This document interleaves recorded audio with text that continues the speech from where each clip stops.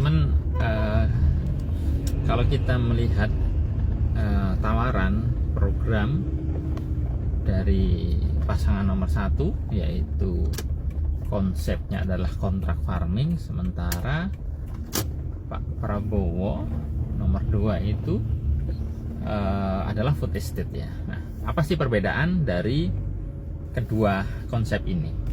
Jadi dan apa yang harus kita kritisi? Pertama, dari Pak Anies ya, kontrak farming. Jadi kontrak farming adalah program kerjasama ya, biasanya antara petani atau gapoktan, gabungan kelompok tani, dengan pihak-pihak tertentu. Itu bisa difasilitasi oleh pemerintah atau BUMN ataupun BUMD sendiri gitu ya, atau swasta gitu ya. Jadi peran pemerintah di sini adalah membuat regulasi bagaimana kontrak farming ini berlaku. Nah, tapi memang ada kendala ya. Jadi pertama adalah masalah fluktuasi harga. Nah, harga ini pastikan harga pangan naik turun. Nah, ini ketika turun, siapakah yang akan menanggung kerugian di petani gitu ya. Ketika harga naik, siapa yang akan menikmati keuntungan? Jadi ini harus fair, itu yang harus ini ditekankan ya. Nah, jika itu dijalankan oleh BUMN ini, pastikan bahwa BUMN itu memang kapabel ya, karena kita melihat beberapa BUMN pangan kita itu secara keuangan juga tidak sehat gitu ya. Mereka juga banyak yang rugi. Dari pengalaman kami sering berkoordinasi dengan BUMN di bidang pangan itu tidak terrealisasi ya, karena mereka tidak mendapat cukup dukungan dana. Kemudian yang kedua, mereka belum memiliki jaringan market yang besar, bahkan bisa menciptakan kartel pangan karena mereka hanya menjual ke beberapa pemain saja. Jadi BUMN ini, BUMN pangan itu ada salah satu yang mereka hanya menjual ke orang-orang tertentu saja, sehingga kita sebagai pelaku bisnis umum di bidang pangan itu susah untuk mengaksesnya. Ini ya yang harus hati-hati. Jadi memang kontrak farming ini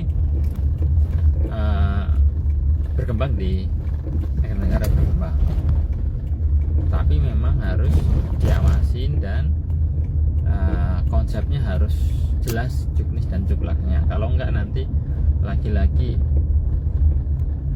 justru kartel pangan itu diciptakan oleh pemerintah sendiri, seperti hari-hari ini ya.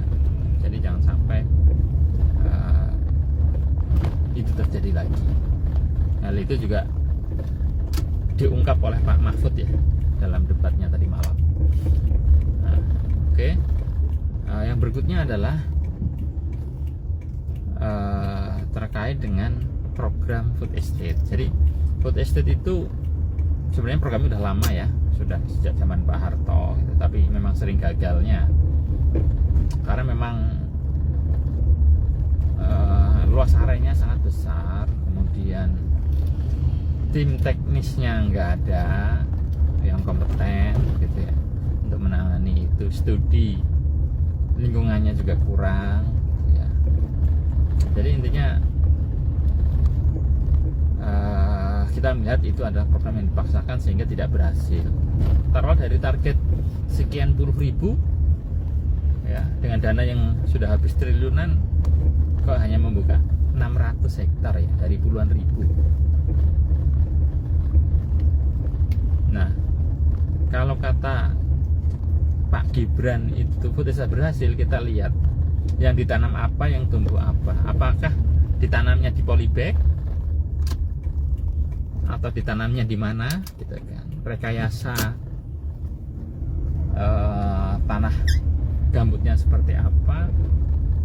Nah itu ya, jadi memang kajian ilmiahnya harus detail. Nah, food estate ini sebenarnya di pedoman ya, di Juknis dan Juklak itu memang harus bekerja sama dengan petani atau gabungan kelompok tani. Idealnya itu ya.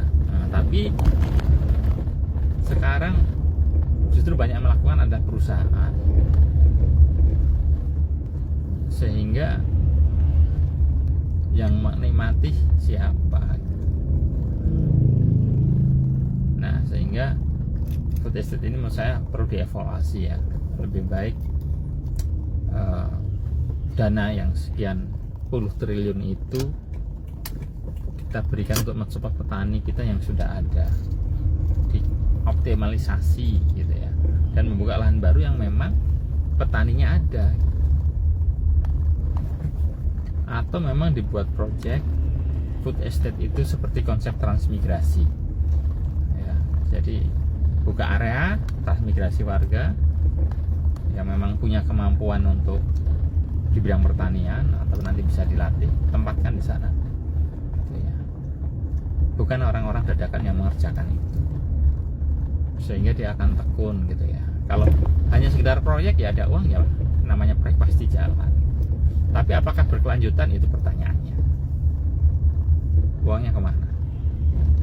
Nah itu ya. Kalau dari pasangan urut 3 saya belum melihat program yang mencolok ya, karena apa yang diungkapkan Pak Ganjar itu ya, itu masalah klasik gitu. Masalah klasik, saya nggak perlu komentarin terlalu jauh, karena memang ya emang gitu. Masalah pertanian ya masalah pupuk, masalah market atau niaga, itu masalah umum.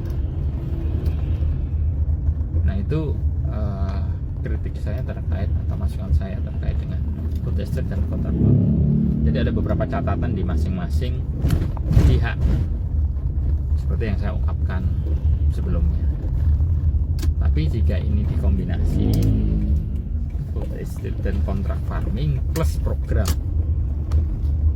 kalau di luar pulau adalah transmigrasi yang khusus programnya adalah untuk program food estate, nah itu bagus ya untuk pemerataan pembangunan. Karena bagaimanapun